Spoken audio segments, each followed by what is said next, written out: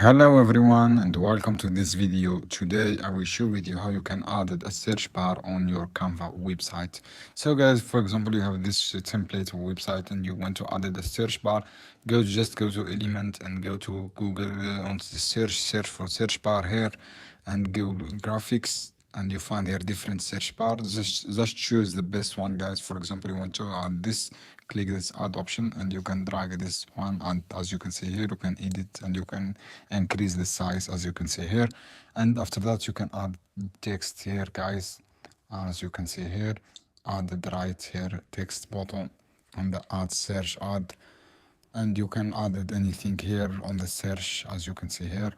This is how you can do add search bar, guys. I hope this video helpful for you. Then don't forget subscribe and like and share this video for more content, and see you on another video soon, guys. Any question down below in comment here and I will answer your question as soon as possible, guys.